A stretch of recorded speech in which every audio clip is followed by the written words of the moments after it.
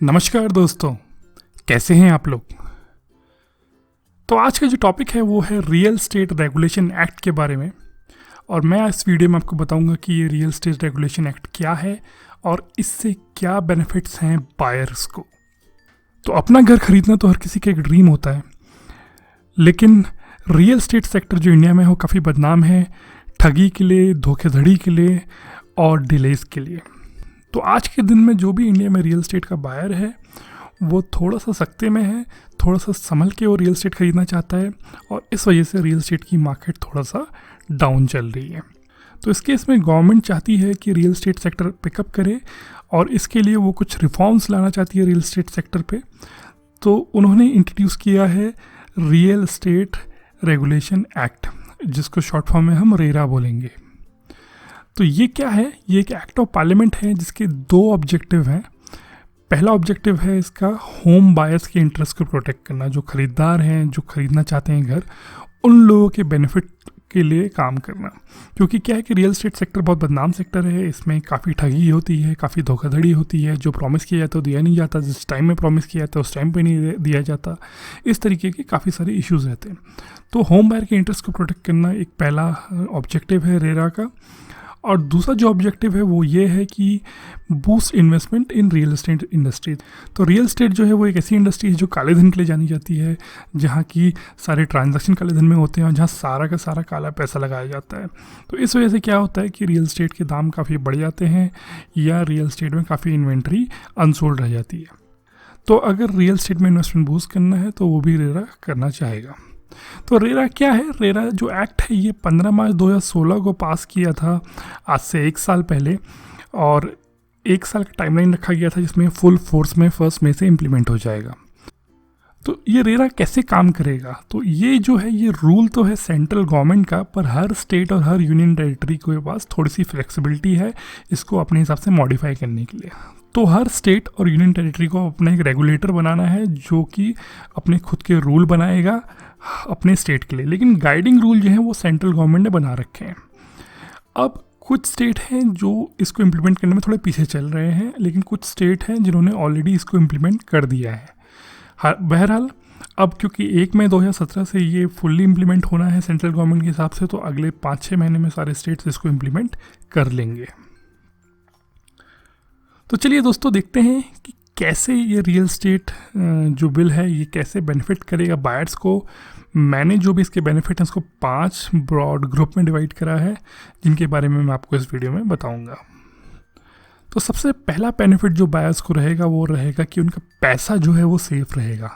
तो नॉर्मली अभी क्या होता है, एक बहुत बड़ा कारण है रियल एस्टेट के बदनाम होने का, वो ये है कि बिल्डर जो है पैसा आपसे ले लेता है किसी प्रोजेक्ट को दिखा करके और उस पैसे को किसी दूसरे प्रोजेक्ट में लगा देता है। तो इससे क्या होता है कि उसके पास पैसे की कमी रहती है, जिसके से प्रोजेक्ट डिले होता है, उसके मटेरियल खरीदने का पैसा नहीं होता है। तो ये एक मिस प्रैक्टिस है जो बिल्डर फॉलो करते हैं कि पैसा किसी और प्रोजेक्ट के लिए उठाते हैं, उसको लगा किसी और प्रोजेक्ट में देते हैं। तो इसलिए अब सबसे बड़ा बेनिफिट ये है कि जो आपका पैसा है वो सेफ रहेगा, क्योंकि 70% जो भी पैसा वो बिल्डर बायर से या इन्वेस्टर से लेगा उसको उसे एक एस्क्रो अकाउंट में रखना पड़ेगा। एस्क्रो अकाउंट एक ऐसा अकाउंट होता है जो कि कंट्रोल्ड होता है किसी थर्ड पार्टी द्वारा, तो उसका पैसा बिल्डर अपनी मर्जी से खर्च नहीं कर सकता। तो ये ऐसे एक बैंक अकाउंट उसको रखना पड़ेगा जिसमें 70% पैसा वो रखेगा, और जो फंड ये होंगे जो इस बैंक अकाउंट में होंगे उसको सिर्फ उस प्रॉपर्टी के कंस्ट्रक्शन में इस्तेमाल कर सकता है, किसी दूसरी प्रॉपर्टी के कंस्ट्रक्शन में इस्तेमाल नहीं कर सकता। और कुछ भी अगर डिले होता है तो उसका भी एक पेनल्टी पे करना पड़ेगा।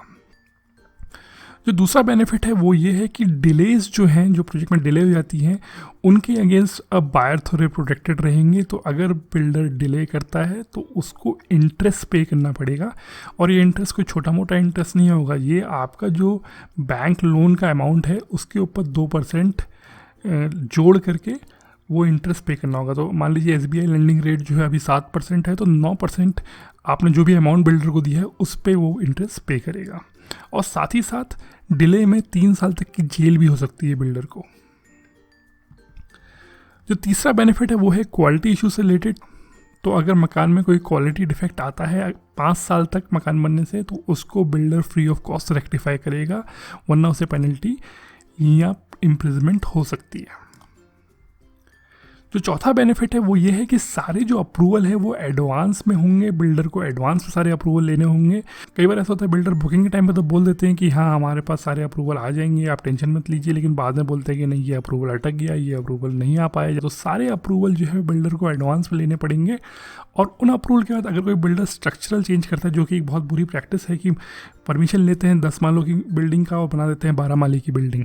तो अगर कोई भी स्ट्रक्चरल चेंज बिल्डर करता है तो उस स्ट्रक्चरल चेंज को 67% यानी 2/3 बायर ने अप्रूव करना होगा। अगर अप्रूव नहीं होता तो स्ट्रक्चरल चेंज नहीं कर सकता, और उससे होने वाले जो भी नुकसान होगा उसको बिल्डर को खुद पे करना पड़ेगा अपनी जेब से। और पांचवा और आखिरी बेनिफिट वो है ट्रांसपेरेंसी बहुत ज़्यादा सिस्टम में आ जाएगी, क्योंकि अब जो सेलिंग होगी वो सुपर बिल्टअप एरिया पे नहीं होगी। अब बिल्डर को कारपेट एरिया में सेलिंग करना होगा, वरना सुपर बिल्टअप एरिया में बहुत ज़्यादा एरिया बता करके कारपेट एरिया को बहुत कम कर दिया जाता है, तो एक्चुअल में आपके पास बहुत छोटा घर हाथ में आता है। तो सुपर बिल्टअप एरिया नहीं, कारपेट एरिया के बेसिस में अब सेलिंग होगी। और सारी की सारी प्रोजेक्ट की डिटेल जो है जो स्टेट रेगुलेटर होगा उसकी वेबसाइट में बिल्डर को अपलोड करनी पड़ेंगी। दोस्तों ये 5 बेनिफिट हैं। अब आखिरी सवाल ये आता है कि पर ये सब होगा कैसे, ऐसा बिल्डर ऐसे कैसे करने लगेगा। तो उसके लिए सिस्टम ये है कि सबसे पहले कोई भी अगर नया प्रोजेक्ट बिल्डर लॉन्च करता है तो उसे रजिस्ट्रेशन करना पड़ेगा उस प्रोजेक्ट का रेरा में। और ये तब करना होगा अगर 500 स्क्वायर मीटर से ज़्यादा लैंड है या 8 से ज़्यादा अपार्टमेंट उस बिल्डिंग में है, तो उसको इस प्रोजेक्ट को रजिस्टर करना पड़ेगा रेरा में। अगर रजिस्ट्रेशन नहीं करा तो उसके लिए पेनल्टी है। अगर प्रोजेक्ट शुरू हो चुका है, मान लीजिए रेरा तो 1 मई से अभी इम्प्लीमेंट हुआ है, लेकिन अगर प्रोजेक्ट पहले से ही शुरू हो चुका है लेकिन अभी कंप्लीट नहीं हुआ है, अभी चल रहा है, तो उसके बाद अगर कंप्लीशन सर्टिफिकेट नहीं है तो भी अगले 3 महीने में उसे रजिस्टर करना है, यानी कि जुलाई तक उसको रजिस्टर करना है रेरा में। और रजिस्टर करे बिना नहीं रह सकता है। और अगर बिल्डर रजिस्टर नहीं करता है तो उसको प्रोजेक्ट कॉस्ट की 10% पेनल्टी देनी पड़ सकती है, साथ ही साथ उसे जेल भी हो सकती है। तो दोस्तों क्योंकि इतना कड़ा कानून है इसलिए कोई भी बिल्डर रजिस्टर करने से चूक नहीं सकता, उसको रजिस्टर करना पड़ेगा। सेल डीड में भी आपका ये रजिस्ट्रेशन नंबर बिल्डर का आएगा, प्रोजेक्ट का रजिस्ट्रेशन नंबर आएगा, और उस बेसिस में आप जो है अपना मकान खरीद सकते हैं बिना ज़्यादा चिंता के। तो दोस्तों उम्मीद करता हूँ आपको ये वीडियो पसंद आया। अगर वीडियो अच्छा लगा तो प्लीज़ थम्स अप दीजिए, कई लोगों के साथ शेयर कीजिए जिनको आप बताना चाहते हैं, जो प्रॉपर्टी खरीदना चाहते हैं, उन लोगों के लिए काफ़ी इंटरेस्टिंग वीडियो है। और वीडियो देखने के लिए आपका बहुत बहुत धन्यवाद। प्लीज़ चैनल को सब्सक्राइब कीजिए ताकि ऐसी वीडियो जब भी मैं लगाऊँ तो आपको आसानी से पता चल जाए। Bye bye.